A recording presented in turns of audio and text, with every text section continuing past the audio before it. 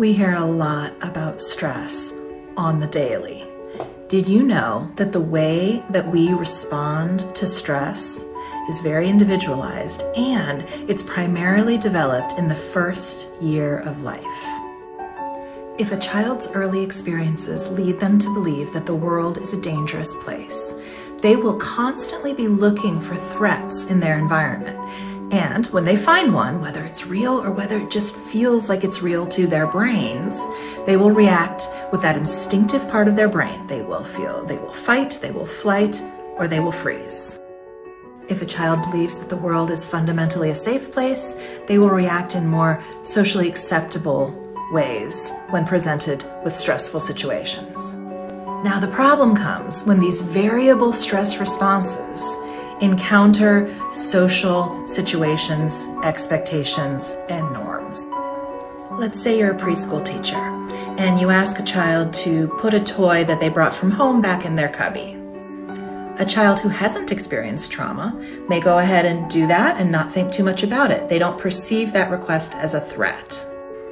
A child who has experienced trauma and whose brain has constantly learned to be on guard, it is adapted that way. That child might have a meltdown. That child might be very upset.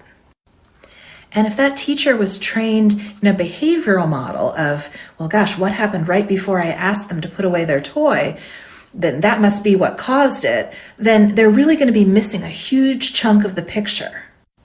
So how can we learn to adapt our social expectations to meet the needs of the variety of different nervous systems that we have in the world, in our classrooms, in our homes?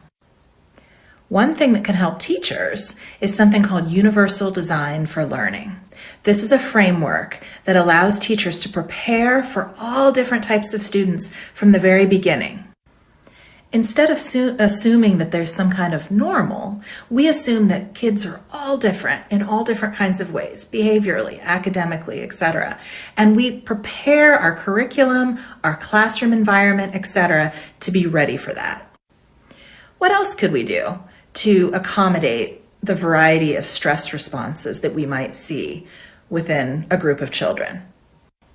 Oh, and by the way, what can we do to accommodate the variety of teachers' stress responses and caregivers' stress responses? Because we can't have a calm kiddo if we don't have a calm adult that's interacting with that kiddo. So we need to take care of those adults too.